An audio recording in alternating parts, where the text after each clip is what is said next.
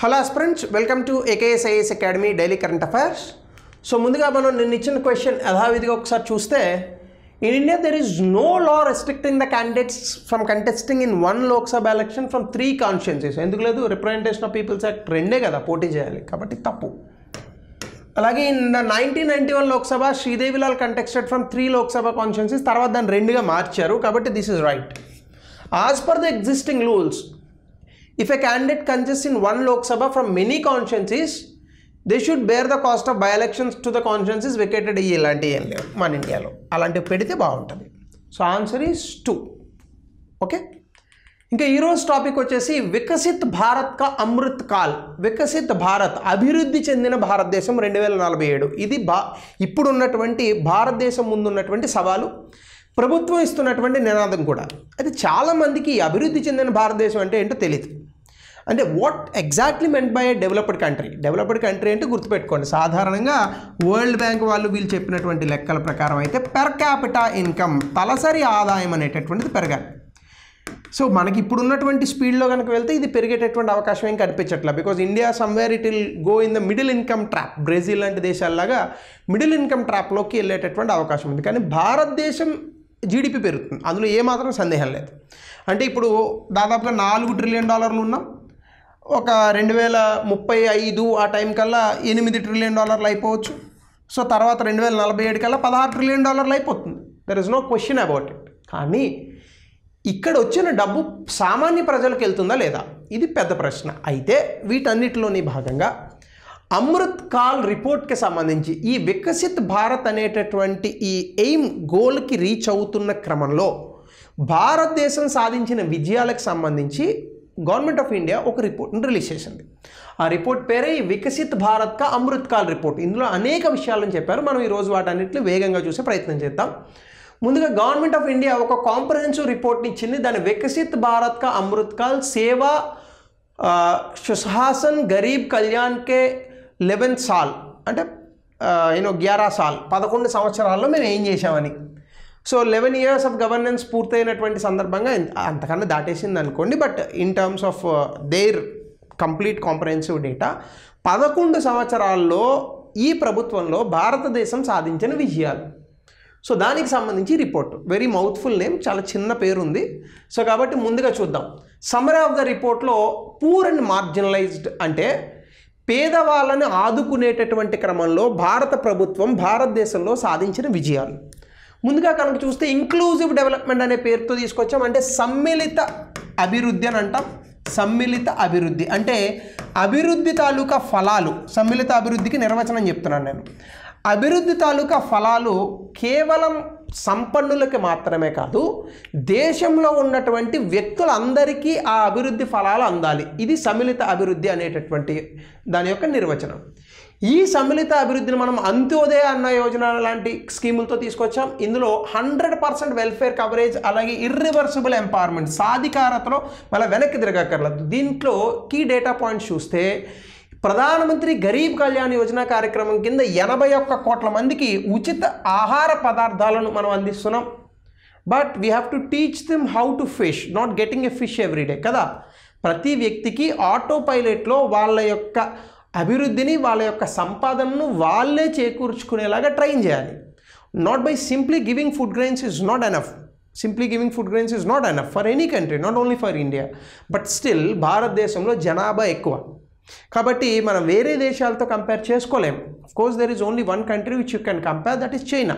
Definitely there is no doubt about it. But still చైనాతో పోల్చుకుంటే మనం ఇది తక్కువే ఉన్నాం. కానీ భారతదేశము చైనాకి చాలా వ్యత్యాసం ఉంది. ఎందుకంటే చైనా దాదాపు $19 ట్రిలియన్ ఆర్థిక వ్యవస్థ, మనం ఇంకా $4 ట్రిలియన్ దగ్గరే ఉన్నాం.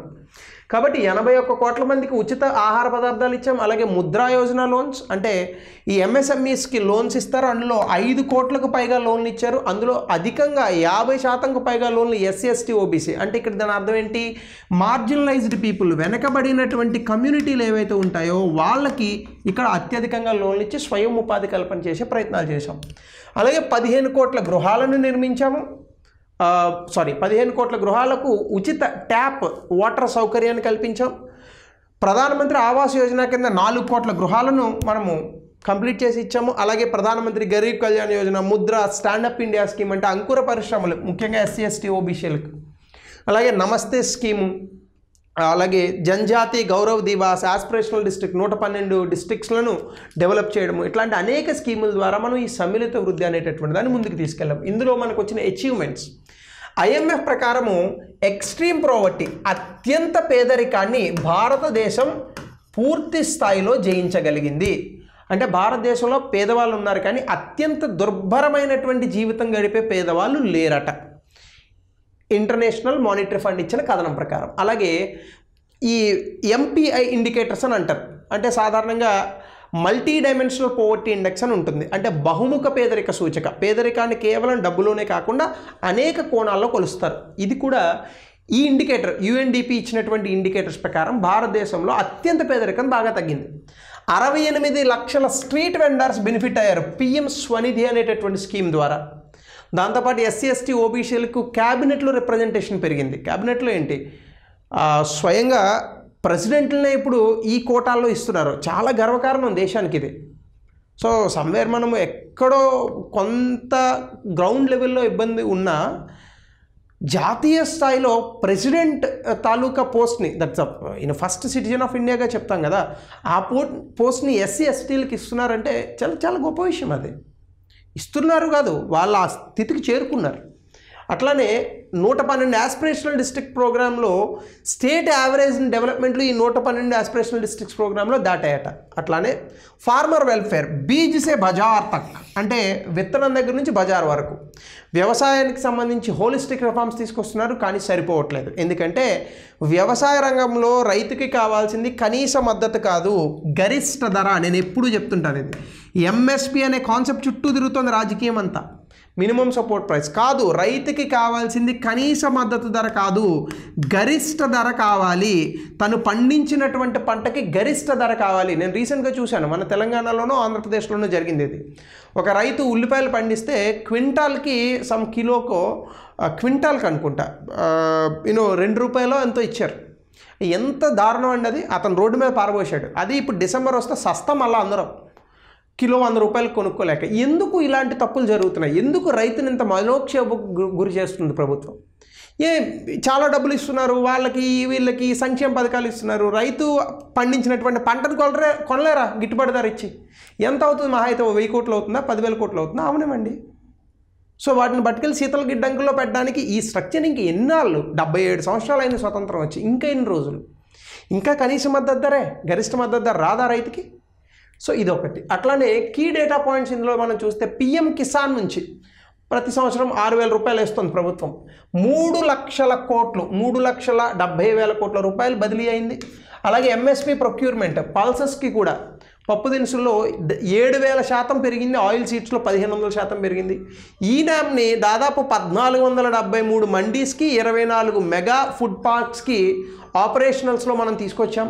అలాగే 1,00,000 కోట్ల రూపాయలు వ్యవసాయానికి సంబంధించి మౌలిక సదుపాయాల కోసం ఖర్చు పెడుతున్నారు. ఇంకా చాలా స్కీమ్స్ వచ్చాయి. ఫసల్ బీమా యోజన, కృషి సించాయ్ యోజన, ఈనామ్ టాప్స్, అలాగే మిల్లెట్స్ కోసం శ్రీ అన్న, సాయిల్ హెల్త్ కార్డ్స్, అంటే మనకి భూమి తాలూకా సారాన్ని కొలవడానికి గాను సాయిల్ హెల్త్ కార్డ్ స్కీమ్ని తీసుకొచ్చారు. ఇవన్నీ కూడా వ్యవసాయానికి సంబంధించి, ఫార్మర్స్కి సంబంధించి వచ్చినటువంటి ప్రోగ్రామ్స్.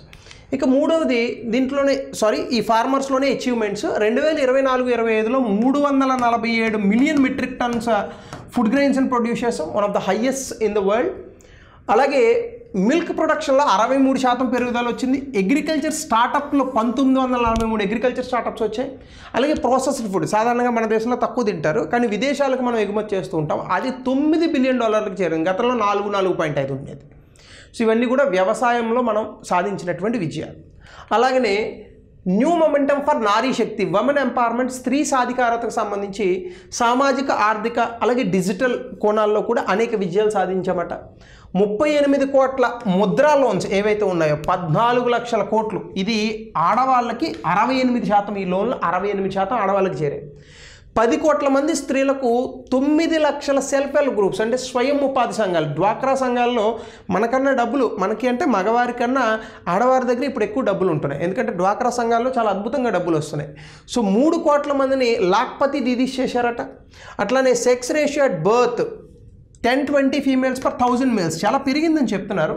బట్ పూర్తి స్థాయి జనాభా లెక్కలు వస్తే మనకు తెలుస్తుంది. అలాగే 77 కోట్ల శానిటరీ ప్యాడ్స్ జన ఔషధి కేంద్రాల ద్వారా ఇచ్చారు. కొన్ని ఇనిషియేటివ్స్, మిషన్ శక్తి, ఉజ్వల యోజన, అలాగే సమార్థ్య, ఈ అనేక రకాలైనటువంటి స్కీమ్స్ని తీసుకొస్తూ స్త్రీ సాధికారత వైపు అద్భుతమైనటువంటి అడుగులు వేస్తుంది. ఇందులో చాలా అచీవ్మెంట్స్ కూడా వచ్చాయి. ఏంటంటే మెటర్నిటీ లీవ్స్ ఇప్పుడు 26 వారాలకి పెంచారు. అలాగే ఇన్స్టిట్యూషనల్ డెలివరీస్ అంటే ఆసుపత్రిలోనే ప్రసవం చేయడం, ఇవి పెరిగాయి. Maternal mortality rate, infant mortality rate, చిన్నపిల్లలు మరణిస్తూ ఉంటారు, అలాగే కాన్పు సమయంలో ఆడవారు మరణిస్తూ ఉంటారు, ఇవి చాలా వరకు తగ్గాయి. ఉమెన్ ఇప్పుడు ఈ గ్రామీణ ఓనర్షిప్, ప్రధానమంత్రి ఆవాస్ యోజన ఇల్లులు కట్టిస్తున్నారే, అవి డబుల్ బెడ్రూమ్ ఇల్లు, ఇవి అందులో 73% ఓనర్షిప్ ఆడవాళ్ళ పేరు మీద ఇస్తున్నారు. మగవాళ్ళకి ఇస్తే అమ్మేస్తారుగా, అందుకని ఆడవాళ్ళ పేరు మీద ఇస్తున్నారు. అట్లానే 50,000కు పైగా స్టార్టప్స్లో ఉమెన్ డైరెక్టర్స్ ఉన్నారు. So these are all the great things when comes to the achievements in India. అలాగే ఎంపవరింగ్ అమృత్ పీడి యూత్కి సంబంధించి, అంటే యువకులు, యువత లేదని అనుకుంటే యువకులకు సంబంధించి డెమోగ్రఫిక్ డివిడెండ్, చాలా దేశాల్లో ఈ డెమోగ్రఫిక్ డివిడెండ్ అనేటటువంటిది లేదు సరిగ్గా. Which means especially young nation అని చెప్పుకుంటూ ఉంటాం. సాధారణంగా ఓల్డ్ పాపులేషన్ పెరిగే కొద్దీ వాళ్ళ వల్ల ఆర్థిక వ్యవస్థకు జరిగే ప్రయోజనాలు తగ్గుతూ ఉంటాయి. అలా అని వాళ్ళని వదిలేయమని కాదు నా ఉద్దేశం. సో సాధారణంగా ఈ రేషియో బ్యాలెన్స్ చేస్తూ ఉండాలి. సో జపాన్ ఇలాంటి దేశాలు ఈ రేషియో బ్యాలెన్స్ చేయట్లేదు, ఈవెన్ చైనా. కానీ భారతదేశం ఈ రేషియోని చాలా అద్భుతంగా మేనేజ్ చేస్తుంది. ఎందుకంటే the median age of India is just 29. India is one of the youngest countries in the world, the youngest country in the world. So కాబట్టి డెమోగ్రఫిక్ డివిడెండ్ దీన్ని ఎలా వాడుకోవాలి, జనాభా విభాజ్యతను అంటాం. అంటే యువకులు ఉంటే సరిపోదు, వాళ్ళ వల్ల ఏదైనా పాజిటివ్గా జరగాలి. అది జరగాలంటే ఏం చేయాలి, ముందు వాళ్ళకి నైపుణ్యం ఇవ్వాలి, ఎడ్యుకేషన్, వాళ్ళకి మంచి క్లాసెస్, ఈ విద్య అనేటటువంటిది ఉండాలి. యువత ఎక్కువగా ఆంట్రప్రెనర్షిప్, వ్యాపారాత్మక ధోరణిలో ఆలోచించాలి, ఉద్యోగాలు చేయడం కాదు ఇవ్వడంలో ఆలోచించాలి, స్పోర్ట్స్, ఇవన్నీ. దీనికి సంబంధించి మన డేటా పాయింట్స్, ప్రధానమంత్రి కౌశల్ వికాస్ యోజన అని ఒక స్కీమ్ ఉంది. ఇదేంటంటే స్కిల్ డెవలప్మెంట్ మీద ఫోకస్ చేస్తుంది. ఇందులో 6 కోట్ల మంది స్కిల్ చేశారట. అలాగే ఐఐటి సీట్స్ 6,500కి పెంచారు. 23 ఐఐటీలు, 23 ఎయిమ్స్ ఆపరేషన్స్లో ఉన్నాయి. 6 లక్షల స్టార్టప్లు, 17 లక్షల ఉద్యోగాలు వచ్చాయట. 430 కొత్త యూనివర్సిటీలు, 490 కొత్త యూనివర్సిటీలు ఓపెన్ చేశారు. ఇంకా national education policy, startup India, Agnipath, మీ అందరికీ తెలిసింది అగ్నిపత్, దీని మీద ఆల్రెడీ మనం చేసాం. అలాగే Rozgar Mela, fit India movements, ఇట్లాంటి అనేక రకాలైనటువంటి ఖేలో ఇండియా, ఇట్లాంటి అనేక రకాలైనటువంటి ప్రోగ్రామ్స్ తీసుకొచ్చి యూత్ని మొబిలైజ్ చేశారు. దీనివల్ల చాలా అచీవ్మెంట్స్ వచ్చాయి. 8 లక్షల జాబ్స్ వచ్చాయి డైరెక్ట్గా రికగ్నైజ్డ్ స్టార్టప్స్లో, అంటే భారత ప్రభుత్వం రికగ్నైజ్ చేసింది ఇది. దాంట్లో 8 లక్షల ఉద్యోగాలు వచ్చాయి. 61 ఒలింపిక్ మెడల్స్ వచ్చాయి. But still I won't agree to this point. అంటే 140 కోట్ల మంది ఉన్న భారతదేశంలో ఒక్క గోల్డ్ మెడల్ కూడా రాకపోవడం చాలా ఇబ్బంది. కాబట్టి ఖచ్చితంగా ఈ ఒలింపిక్ మెడల్స్ ఒలింపిక్ గేమ్స్లో ఎట్లా మెడల్ సాధించాలనే దానికి ఒక మంచి పాలసీని తయారు చేయాలి. ఇదైతే నాకు చాలా ఇబ్బందిగా అనిపిస్తుంటుంది. అలాగే టాప్ స్కోర్లో 94 మంది అథ్లీట్ సపోర్ట్ చేశారు. ఈపీఎఫ్ఓలో అదనంగా 8 కోట్ల మంది ఫార్మల్ జాబ్స్ వచ్చాయి 2017 నుంచి, పిఎఫ్లు దాచుకుంటున్న వాళ్ళ సంఖ్య. సో ఇవన్నీ కూడా achievements when comes to youth. But still India's unemployed is highest in the world in terms of crude number. అంటే నిరుద్యోగంలో భారతదేశం నెంబర్లో తీసుకుంటే, పర్సంటేజ్ కాదు, నెంబర్లో తీసుకుంటే అత్యధికంగా ఉన్నారు భారతదేశంలో.